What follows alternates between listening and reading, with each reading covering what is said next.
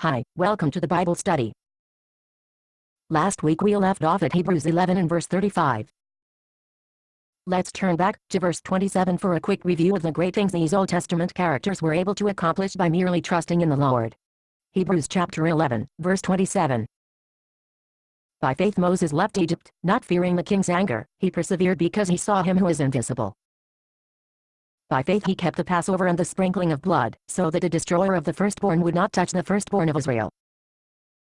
By faith the people passed through the Red Sea as on dry land, but when the Egyptians tried to do so, they were drowned.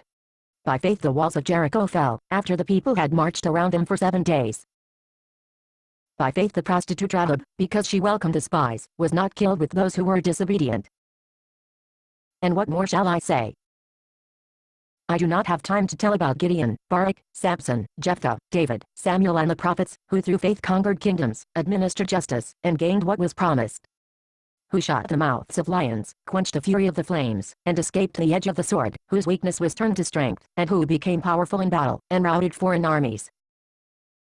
Women received back their dead, raised to life again. Isn't it wonderful what faith can do? Okay, let's move on to chapter 12. Therefore, since we are surrounded by... Excuse me, Yes? you didn't finish chapter 11. I know, but we're moving on to chapter 12. Therefore, since we are surrounded by... Excuse me, Yes? there's a lot more stuff on faith at the end of chapter 11. Yes. I suppose there is. But we're going to skip over that? Therefore, since we are surrounded by... Excuse me. What?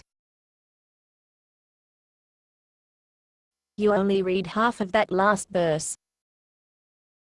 Shouldn't you, at least, read the rest of the verse? No, It's okay, then, I'll read it. that won't be. The last part of the verse says, others were tortured and refused to be released, so that they might gain a better resurrection. I really don't like those passages.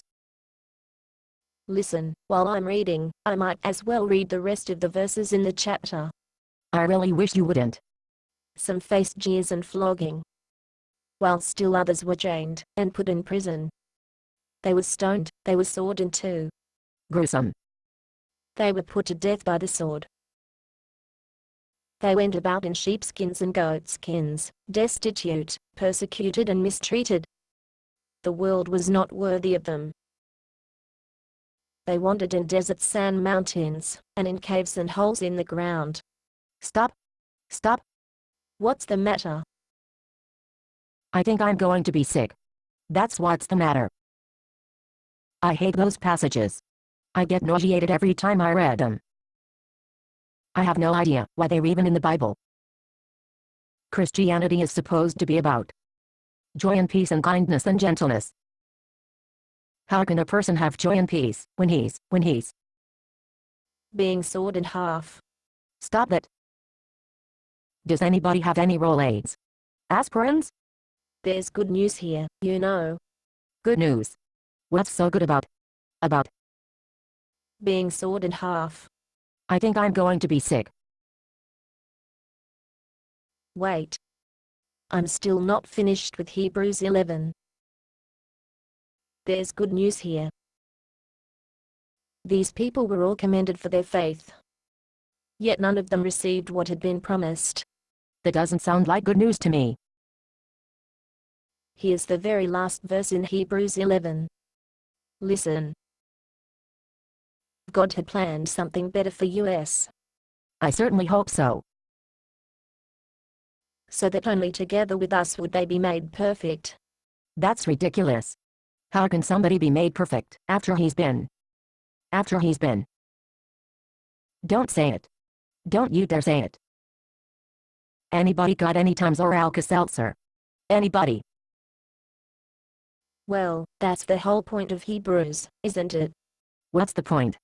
Getting nauseated? I think I'd better find a place to lie down.